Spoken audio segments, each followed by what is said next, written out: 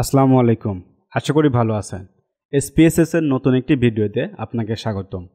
আজকের ভিডিওতে আমরা দেখব আপনার কাছে যদি এসপিএসএস ফাইলে কোনো ডাটা থাকে, সেই ডাটা থেকে আপনি কিভাবে পার্সেন্টেজ এবং ফ্রিকোয়েন্সি বের করবেন, সেই ব্যাপারটাই আজকে দেখব।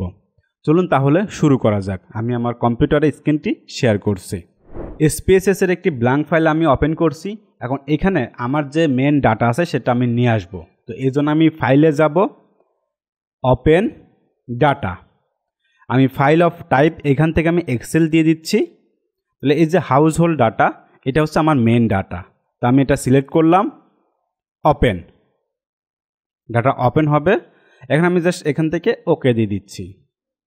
এই ব্যাপারগুলো আপনাদেরকে অলরেডি শেয়ার করেছি, সুতরাং আজকে আর বলছি না, আমি ওকে দিলাম।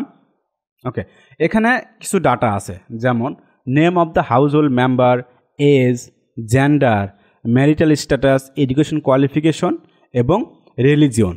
তো আমরা দেখব যে আমার কাছে যে ডাটাগুলো আছে, এই ডাটাগুলোর মধ্যে কতজন মেল, কতজন ফিমেল, কতজন ম্যারিড বা কতজন আনম্যারিড, বা এডুকেশন কোয়ালিফিকেশনের পার্সেন্টেজ কেমন, এবং রিলিজিয়ন কতগুলো মানুষ কোন ধর্মের। তো এই ব্যাপারগুলোই আমরা বের করব। তো এই জন্য যেতে হবে অ্যানালাইজ থেকে ডিসক্রিপটিভ স্ট্যাটিস্টিক, এখান থেকে ফ্রিকোয়েন্সি। এখন আমি কোনগুলা দেখব?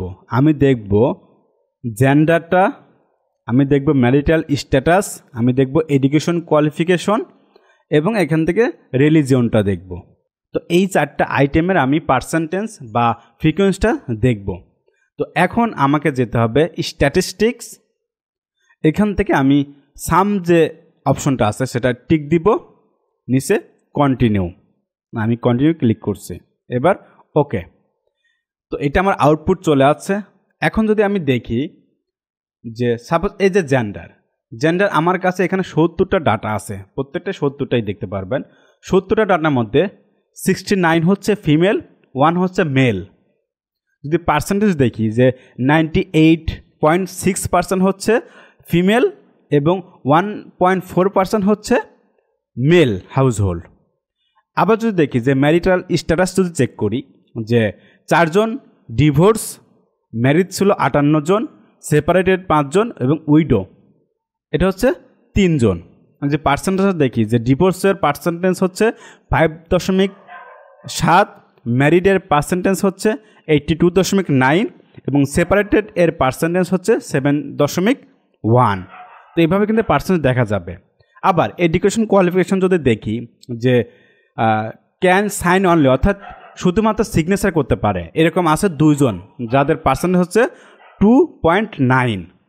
গ্যাজেট হচ্ছে 2 জন, পার্সেন্টেজ হচ্ছে 2.9। আবার প্রাইমারি পর্যন্ত পড়াশোনা করছে 13 জন, এর শতাংশ কত? 18.6%। আবার সেকেন্ডারি পড়াশোনা করছে 32 জন, যা হচ্ছে 45.7। একইভাবে রিলিজিয়ন, যেমন এখানে খ্রিস্টান আছে 1 জন, 1.4, হিন্দু আছে 35, 50% ব্যক্তি এখানে হিন্দু, ইসলাম আছে 20। নিচে দেখেন আরও কিছু ডাটা আছে, যেমন মুসলিম। এখানে মুসলিম এবং ইসলাম দুইটা আসলে একই। তো এই যে প্রবলেম, এই প্রবলেমটা কেন হয়েছে জানেন? এই প্রবলেম হওয়ার একমাত্র কারণ হচ্ছে এই যে এই আইটেমটা তাদের কাছে জাস্ট ওপেন রাখা হয়েছিল, তারা এখানে হাতে লিখছে, যার কারণে এক একজন এক একভাবে লিখছে। যেমন কেউ ইসলাম লিখছে, কেউ আবার মুসলিম লিখছে, কেউ আবার বাংলায় লিখছে, বাংলাটা এখানে শো করছে না। তো এই প্রবলেমগুলো কিন্তু আমাদেরকে যখন কোশ্চেনিয়ার আমরা তৈরি করব তখন কিন্তু এটা সলভ করতে হবে। বিশেষ করে যেগুলোতে আমাদেরকে পরবর্তীতে পার্সেন্টেজ বের করতে হবে বা পরবর্তীতে আমাদের এই ডাটাগুলোর উপর বিভিন্ন অ্যানালাইসিস করতে হবে, সেগুলো অবশ্যই আমাদের অপশন দিয়ে দেওয়া উচিত। তাহলে এই ধরনের প্রবলেমগুলো আর আসবে না।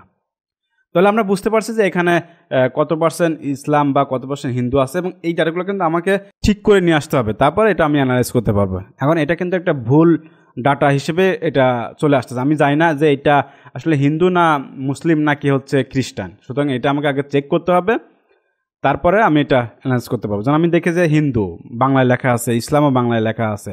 যাক, এটা আপনি প্রথমে এটা ঠিক করবেন, তারপরে এটা অ্যানালাইজ করবেন। তো আজকের যে বিষয়টা আমরা দেখছি যে আপনি কিভাবে ফ্রিকোয়েন্সি বের করবেন, আশা করি ব্যাপারটা বুঝতে পারছেন। তো এইভাবে আপনি স্পেসের মাধ্যমে অতি সহজেই আপনি ফ্রিকোয়েন্সি বা আপনি পার্সেন্টেজ বের করতে পারবেন। তো আজকে ভিডিওটি এই পর্যন্তই। আর SPSS রিলেটেড নতুন ভিডিও পেতে অবশ্যই চ্যানেলটি সাবস্ক্রাইব করে রাখবেন।